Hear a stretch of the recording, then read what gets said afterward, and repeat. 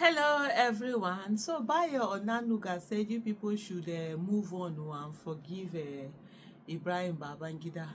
That even Nelson Mandela, when he came out, he forgave all those people that put him in jail, and that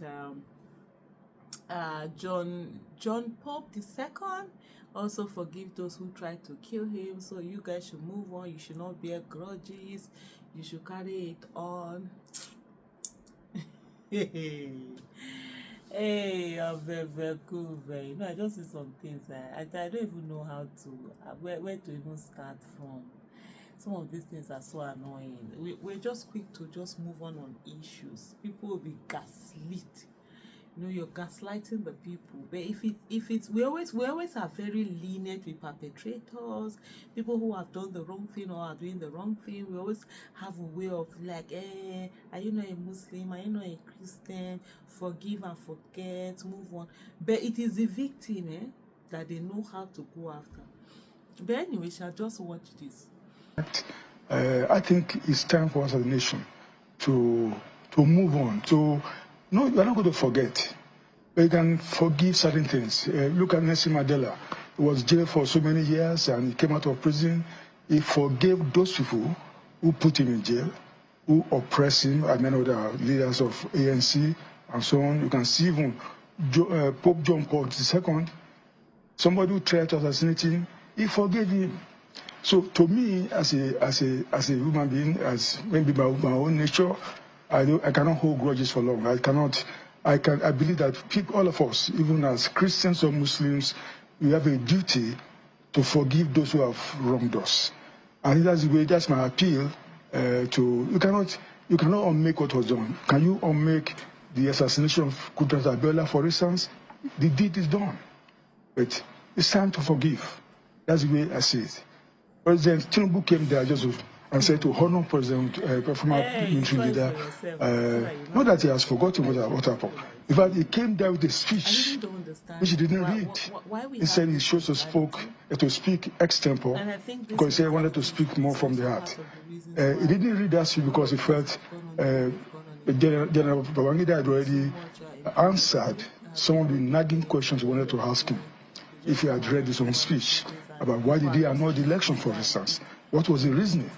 But I said, Babangida may not have given very satisfactory answer to that question.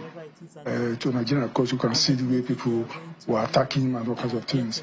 But at least for me, the simple fact that, and for President Tinubu, the simple that the man admitted finally, and even showed the figures that former MK Abiola won that election.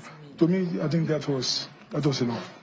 This whole Babangida book, whatever thing, and the revelations and all of that. I mean, these are not new revelations anyway to people who had followed closely. So, okay, like all of this now, you're saying forgive. So in the next 30 years, somebody else will now come out and be writing about 2023, and then you are being told to forgive. The pain, the anguish, people were murdered, people were killed, families were scattered, people lost.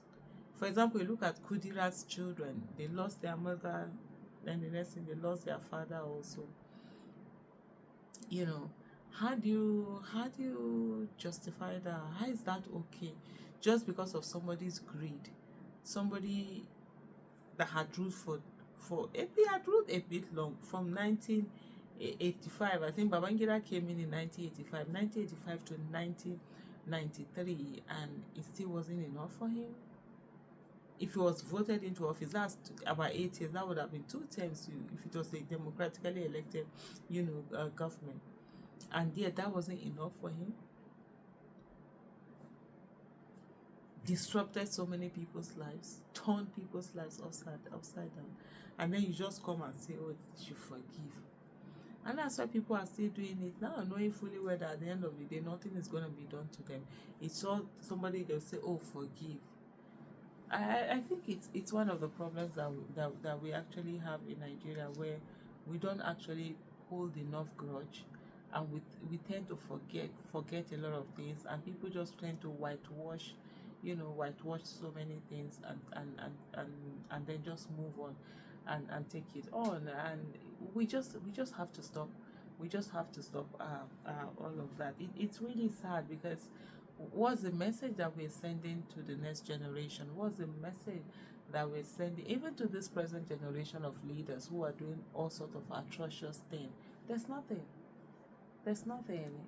You do you sure the more you do the wrong thing, the more you are accepted. And then there's this, it is a person that is doing the right thing that it seems as if Nigerians always want to be on top of them, go after them, do them. That reminds me, there was a tweet that someone did. I'm gonna find that tweet because I responded to that tweet, on my Twitter handle. And the way it was, and let me just find that tweet if I can. Yeah, I've seen it. It said APC sat down and chose their candidate whom they knew has got baggages, but they are gaslighting you about your support for Peter Obi without a single corruption, case. So I came to reply and I said, gaslighting has always worked so well in Nigeria, and Nigerians are more suspicious of the people doing good than they are of the people doing evil. So you see, it's almost as if they prefer the people who are doing the wrong thing. The one who is doing the right thing is the one they're always attacking. Like you find on social media, something would happen. You understand? Something will happen somewhere. Peter Obi was denied his mandate. He was not sworn in, as a president of the Federal Republic of Nigeria. Then the person that will come and be making demands of Peter Obi is supporting an illegitimate president who rigged his way into office, who is occupying the office and not doing anything with it. Then you'll be like, oh, there's something that has happened in one village here. Peter Obi did not say anything. How dare he not say anything? Meanwhile, the one that rigged the election to become their commander-in-chief has never said anything. No, I've never even bothered. It is Peter Obi they will carry shoulder on and carry body on because they want to. That's the one that they want to. They now feel they can do anyhow too. It's just unbelievable. It's irritatingly unbelievable. But anyway, one day monkey go market. Monkey no go come back. One day. You understand? When they say it's always impossible until it's done. We think Nigerians cannot.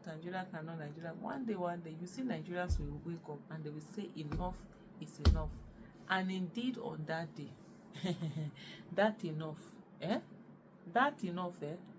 will be enough.